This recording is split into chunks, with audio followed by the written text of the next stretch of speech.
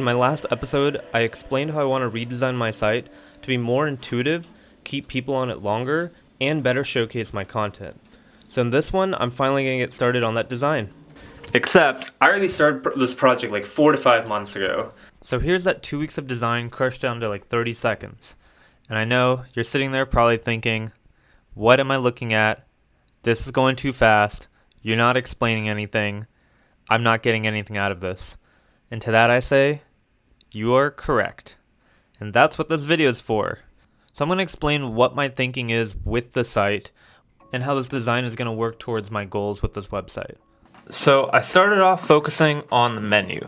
I brought it down to the center over here, on the center of the left page, and I removed the overlap. It's now its own separate menu on the left. But as I was doing this, I realized I'm not so sure I want the black background anymore. I've learned that text is actually much easier to read when it's black on white instead of white on black. And it kind of gives it this overly saturated feeling, to me at least.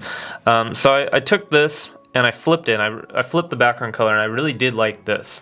So at this point I decided I'm no longer going to use any form of a dark mode. I'm just going to go for the light mode. I like how it feels like a photo gallery, where it's just a blank canvas with a few photos and maybe some text overlaid in a very similar way to what you would see on an actual gallery wall. But I didn't like this floating piece of text anymore. I was kind of thinking about some more organization. So then I started taking it in a little bit of a more brutalist but more minimalist style, with basically just a lot of straight lines, a lot of boxes. And I played around a bit more, removing a bit of color and maybe just keeping the color for the selection. But ultimately, I settled on this design right here, where the page will take up maybe 80% of the right, menu is about 20% of the left. I'm going to stick as much as I can to just a black and white theme. I used colors before, and I considered using colors again for the menu, but the colors I was using kind of just felt arbitrary, and at some point kind of felt cheap, especially when I tried playing around with this gradient. So I like the more subtle black and white. And in this case, it's not actually a true black. It's a light gray to give it a bit more variation instead of just black and white. And so as I worked on these designs, I also spent a lot of time working on the mobile menu as well. I initially started off with this top menu up here, but I was thinking about this dead space here that I'd used on the desktop. I'm using a bit more to add separation, the meaning behind these sublinks versus these main links. But over here on the mobile menu, my main focus is usability, especially with the size of your fingers, and dedicating as much of the screen as I can to the buttons, and at the same time trying to keep it a bit more simple idea. So what I ended up doing is changing it to this over here on the left. Just all centered up, a bit more cleaner of a look. But the more I did this, I realized I could have some clashing, even though I'm applying a dark Gaussian blur to the background image. It's a hit or miss. It's hard to say. It's hard to know what image will be there. So I eventually settled on this brutalist inspired or minimalist inspired idea of just black and white grids and letters, which also better matches the desktop menu here. Same colors, same font, similar spacing. So with the mobile menu figured out, this was the original about page, and this is the mobile menu I designed for it. Nothing special, just keeping it simple, laying it out, trying to get rid of any extra. I also designed the idea of having the currently selected page highlighted with a big black rectangle to make it very clear which page you're on. And for situations where it's a sublink within a link, so in this example, I have the portfolio photo collection within the photo, which is one of the photo pages. I decided to keep both highlighted to kind of show that you're in this sublink of this section. And this is what I was talking about earlier, where instead of having the grid as I do now with the photos, I want to lay out the photos a bit bigger and a bit more clear so that you can really see each image for itself and appreciate it on its own, instead of it just feeling like a lot thrown together with no meaning. And I want to more meaningfully lay them out. And this is some menu ideas that I worked on for the mobile version of the photo gallery page, playing with the idea of just having the white as the header, but then I kind of thought it looked a little funny, so I played with overlapping it. Not sure which I'm going to go with for now, but this is the general idea of what it looked like. This is my wireframe for the music page.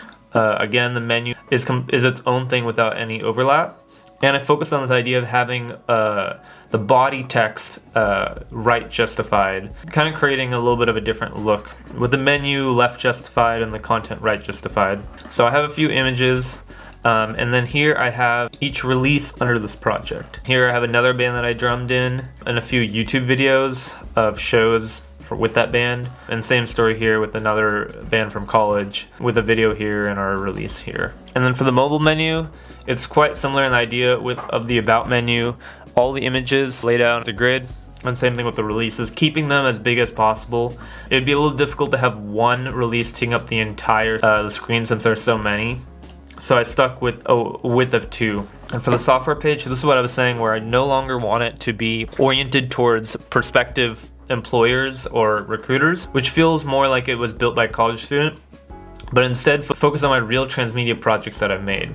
So here I have my latest project that I built and displayed, The World Misses You, and again, a lot of right justified text. And this is where you can see that I'm really focusing on making it feel like it's an art gallery, with just a few images with small captions near them, overlaid on a white background as minimally as possible. And this pattern will continue, where a header and then the year is from right justified and a few pictures and maybe a small body of text explaining the project. This is one of the pages where I still need to finish off the mobile designs. And this is what the Say Hi page will look like. If you're not aware, I have a button on my website right now which will flash some LEDs that are physically in my room as kind of an interactive way of having visitors on the site actually interact with me. And you can actually see it's turned off right now because I just started moving my desk, but this usually runs 24/7 in my room and has been for about 2.5 years now. And finally, this is the home page. This is what I was talking about, where I don't want it to be like a slideshow anymore when people arrive. I want to showcase my featured work across all the mediums that I work in. And I also had this idea to include a one-line bio, just explaining what it is that I do. So I make music, photos, and transmedia art, and right under is a few projects from those 3 mediums I work in. And this is, again, one of those that still needs UI designs. So, in the spirit of doing everything off camera before I've even started recording, I've already finished developing the About page, which looks like this. I moved all the content to the right, I've redesigned the nav bar to no longer be overlapping and have the new styles, and linked up all of these pages. Right now, because the About page is the only thing that's actually been properly built, everything else is a mess. Right now, they're actually all just rendering beneath the menu. But the About page is the first page that I've actually gone through and redeveloped to fit in the new menu, and also fit the styles of the new redesign. So my goal now is to go one by one through each page and rebuild the designs. And what I'm finding that I'm having to do a lot is just rebuild the entire component itself. I'd prefer not to, but the reason I'm doing this is because the first time that I actually built the site, 3 years ago, I was still a college student learning React for the first time.